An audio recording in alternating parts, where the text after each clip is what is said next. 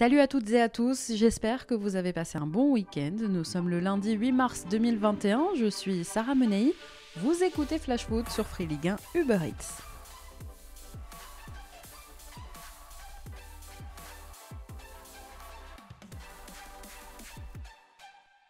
Si vous trouviez ces dernières semaines que l'Olympique de Marseille s'éloignait de ses origines et de ses traditions, eh bien le club s'est empressé de réparer cette erreur.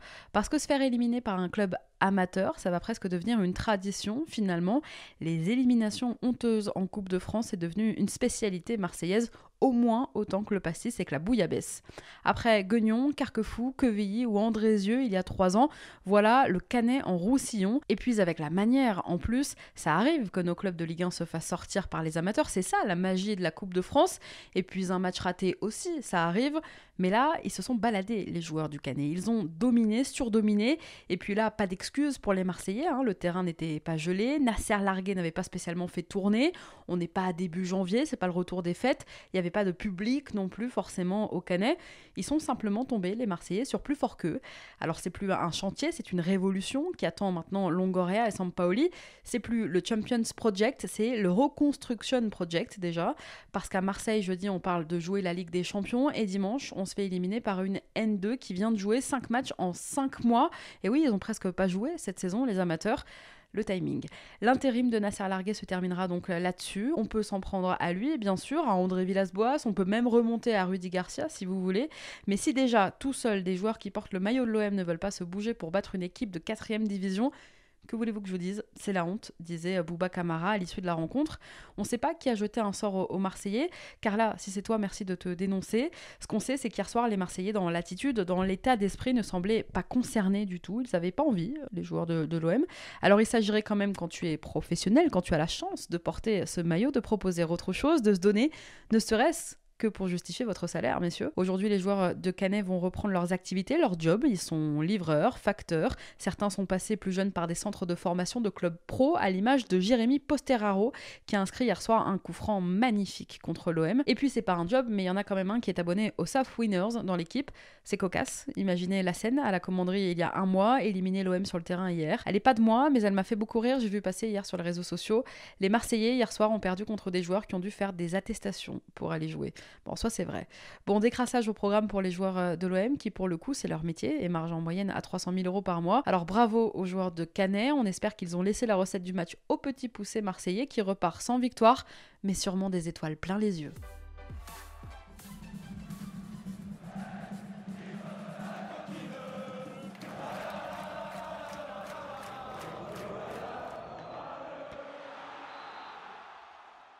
On reste un peu à Marseille, une saison compliquée sur tous les plans avec ce retour raté en Ligue des Champions, une saison en Ligue 1 laborieuse, défait en plus hier donc en 16e de finale de Coupe de France. Les Marseillais pourraient connaître de gros changements l'été prochain. Les grandes manœuvres ont déjà commencé à Marseille, on le sait. Nouveau président, nouvel entraîneur, nouvel organigramme, bref, ça bouge. Dimitri Payet et Steve Mandanda pourraient faire les frais de ce mouvement puisqu'ils pourraient quitter le club. Le premier, que Jacques-Henri Hérault avait appelé, souvenez-vous, Marseillais à vie, essuie de nombreuses critiques cette saison. Si le salaire de Payet a diminué de près de 40%, ses émoluments continuent quand même de peser lourdement dans les finances du club. 250 000 € brut mensuels, quand à l'inverse, son rendement sur le terrain n'a jamais été aussi faible. Le second, à bientôt 36 ans, envisagerait de prendre sa retraite après l'Euro cet été. La retraite de Mandanda marquerait une vraie fin de cycle pour le coup au Vélodrome. Les deux joueurs avaient prolongé l'été dernier jusqu'en 2024. On les voit mal aujourd'hui aller au terme de leur contrat. Alors Jorge Sampaoli sera présenté demain 15h au Vélodrome. Je vous débrieferai la conférence de presse. Une conf à l'occasion de laquelle Pablo Longoria devrait aussi prendre la parole. Une intronisation qui se fera à la veille d'un match de championnat puisque mercredi soir, Marseille affrontera Rennes. Un match en retard de la 22e journée et un soir de grande première. La première donc de Sampaoli à Marseille et la première aussi de Bruno Genesio sur le banc rennais. Concernant maintenant les autres rencontres du week-end, on retrouvera en 8e de finale de cette Coupe de France 7 clubs de Ligue 1 et 9 de divisions inférieures. Parmi eux, le Red Star. Samedi, le pensionnaire de National a éliminé le RC Lens dans un match à rebondissement.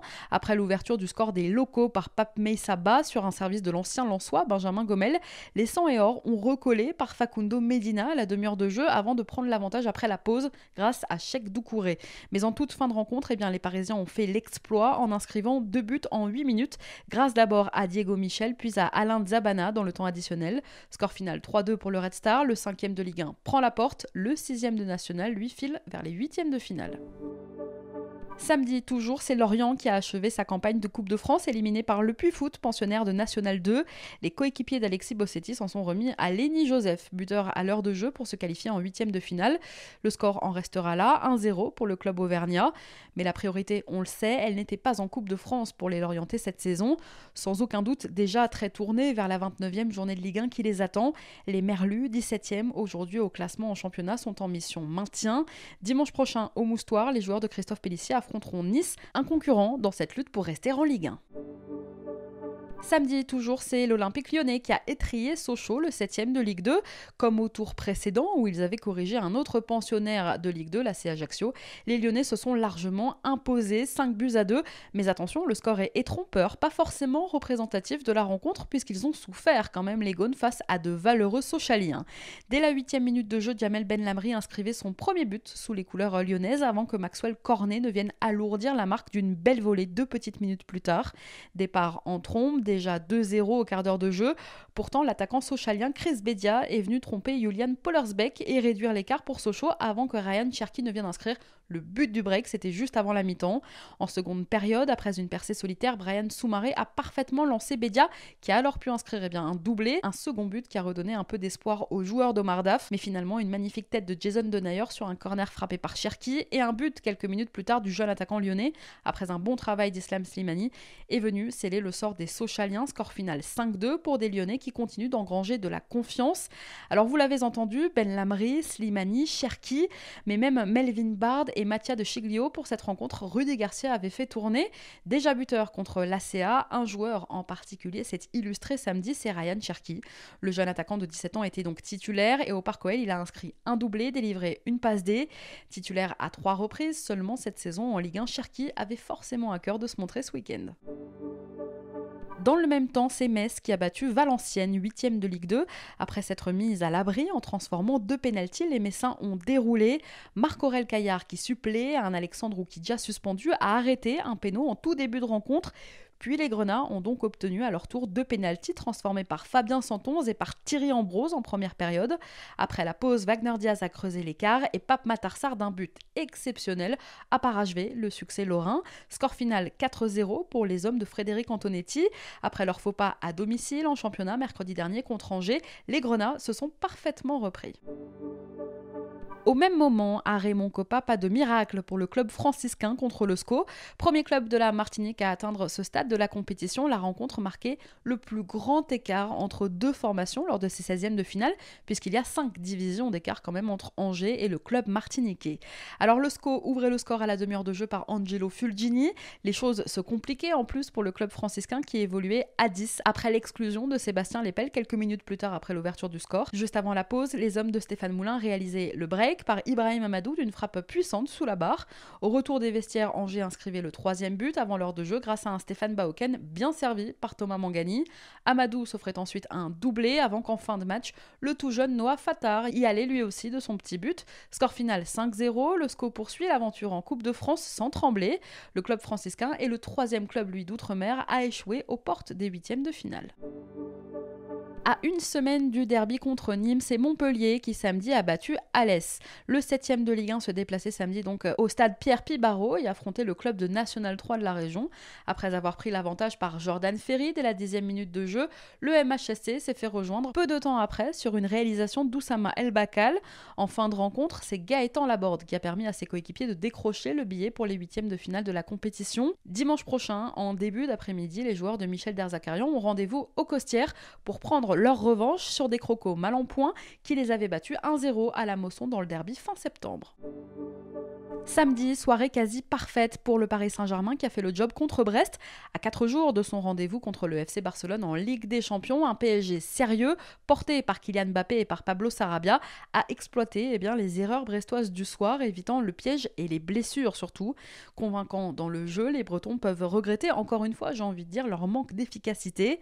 Les Parisiens faisaient très rapidement la différence grâce à un excellent pressing de Marco Verratti dans les pieds de Fadiga.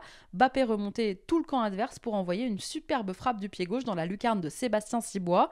Malgré ce premier but encaissé, le Brest d'Olivier Dalloglio ne trahissait pas ses principes et tentait de relancer proprement de derrière. Mais face au bon travail collectif parisien, le ballon était rapidement perdu. Le PSG faisait circuler le ballon. Avant la pause, Pablo Sarabia doublait la mise. Sur un service de Marco Verratti, encore une fois, Mbappé s'offrait même un doublé en marquant de la poitrine à un quart d'heure du terme de la rencontre.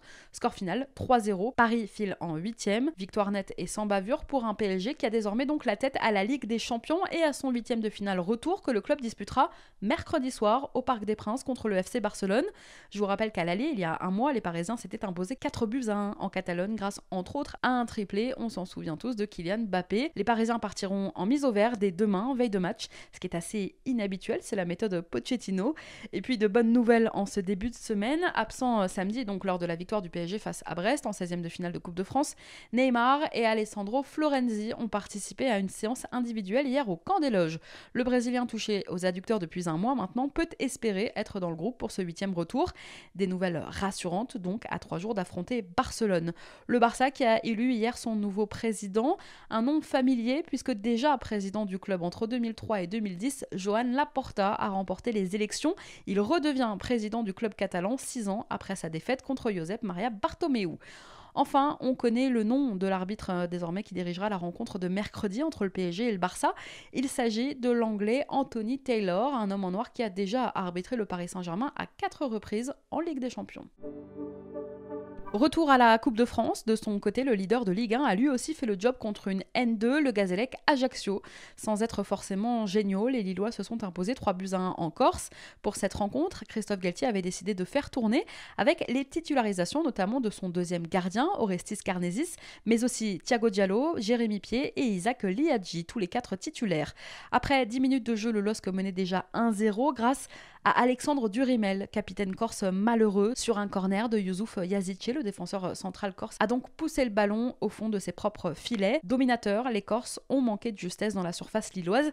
Ils ont fini par être contrés. À la 71e, Zeka de la tête doublait la mise et à la 83e, c'est Jonathan David qui inscrivait le 3e but lillois. Le Gazélec parvenait à sauver l'honneur à la 86e grâce à David Paulet, l'ancien attaquant lensois, mais ça n'a donc pas suffi. Score final 3-1 pour le LOSC qui sera bien en 8e de finale de cette Coupe de France. Point noir de la soirée, c'est Renato Sanchez qui s'est plaint après la rencontre de commentaires racistes à son encontre. Ce sont sur les réseaux sociaux que le joueur de 23 ans, né d'une maman capverdienne, a dénoncé les faits. Enfin, un mois après s'être affrontés en Ligue 1, ce soir c'est donc en Coupe de France que Nice et Monaco se retrouvent. Dernière affiche de ces 16e de finale.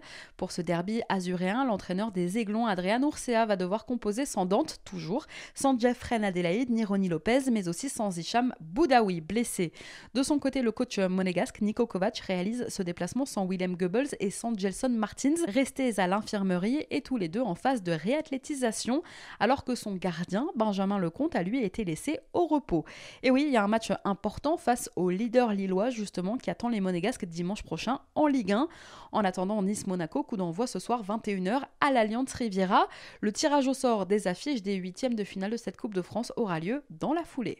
Allez, on passe à notre déclat du jour. Elle est signée Marshall Mounetsi.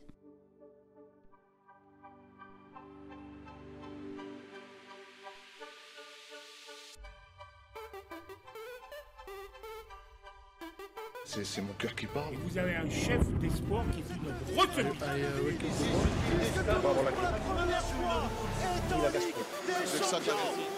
Véritable couteau suisse de l'effectif de David Guillon, capable d'évoluer devant la défense comme en charnière selon les besoins. L'international zimbabwéen du stade de Reims n'oublie pas d'où il vient. Ce week-end, le joueur de 24 ans a révélé qu'il versait 10 à 20% de son salaire à une association de son pays. Je le cite, « Le but, c'est de donner la possibilité aux enfants d'atteindre leurs rêves dans le monde du sport ou ailleurs, en leur donnant le meilleur enseignement. En Europe, les enfants ont presque tout ce qu'il faut avec des centres de formation et des pôles espoirs. Ce n'est pas le cas au Zimbabwe. Il y a un aspect sur lequel je travaille beaucoup, ce sont les filles aussi. Souvent, elles sont mariées de force. Je veux les aider à avoir une éducation et à pouvoir se développer comme athlètes. Nous avons également beaucoup de soucis avec la drogue. Il faut qu'on arrive à sortir nos jeunes de là. » En cette journée internationale des droits de la femme, en plus, on ne peut qu'applaudir l'initiative de Mounetsi. On lui dit un grand bravo. Allez, tout de suite, on vous partage notre coup de cœur de la semaine dans Flash Foot. Tu le sais, je te l'ai dit dans la colline. Mais j'adore. Je t'aime d'une façon que c'est pas possible de le dire. Et tout le temps je te vois, tout le temps je te parle.